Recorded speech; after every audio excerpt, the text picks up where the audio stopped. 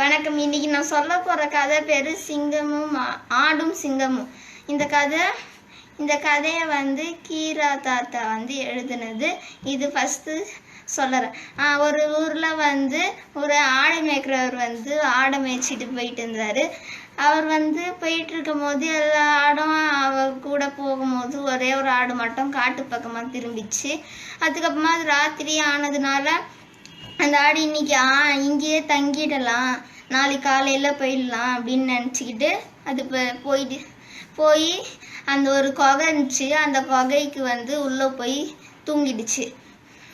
அதுக்கப்புறமா அது ஒரு சிங்கத்தோட குகை.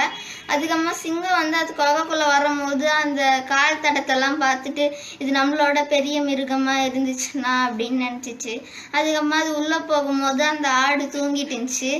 அது நம்மளோட பெரிய மிருகமாக இருந்தா அப்படின்னு நினச்சிக்கிட்டு அது உடனே நீ தான் நான் இன்னைக்கு சாப்பிட்ணுன்னு நினச்சிட்டு தான் உன் குகைக்குள்ளே வந்தேன் அப்படின்னு சொன்ன உடனே அந்த சிங்கம் ஓடி போய் ஒரு புதருக்குள்ளே மறைஞ்சிச்சு. அந்த புதருக்குள்ளே மறைஞ்சதை பார்த்த உடனே ஒரு நரி நீங்களே பார்த்து பயப்படுற அளவுக்கு என்ன அதுன்னு கேட்டுச்சு. அது இல்லை, என் குகையில் ஒரு மிருகம் இருக்கு அப்படின்னு சொல்லிச்சு.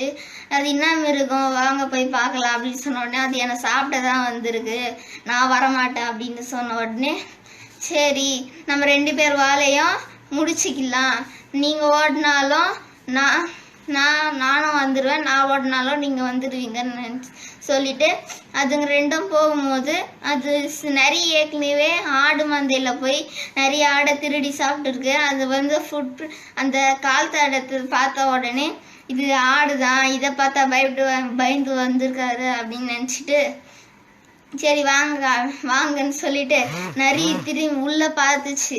உடனே லைட்டாக எட்டி பார்த்த உடனே அந்த ஆடுக்கு ஒரு பயம் வந்துச்சு. ஒருவேளை இந்த நரிக்கு நம்பது ஆடுன்னு தெரிஞ்சிருச்சுன்னா நினச்சி அது உடனே வெளியே அப்படியே பின்னாடி திரும்ப எட்டி பார்த்துச்சு. சிங்கமும் திரும்பி வந்த உடனே இது எனக்கு இப்போ யோசனை தோணுதுன்னு சொல்லி அந்த நரிக்கிட்ட நல்லது, நான் கேட்ட உடனே நீ இது சிங்கத்தை என்கிட்ட இட்டுன்னு வந்துட்ட அப்படின்னு சொன்ன உடனே அந்த சிங்கம் அந்த மிருகமும் நிறையும் கூட்டாளின்னு நினச்சி ஓடி காட்டை விட்டே போயிடுச்சு. அதுக்கப்புறமா திரும்பி பார்த்தா அந்த நரி மரத்துலேயும் செடியிலையும் முட்டி அது செத்து போயிடுச்சு. நன்றி.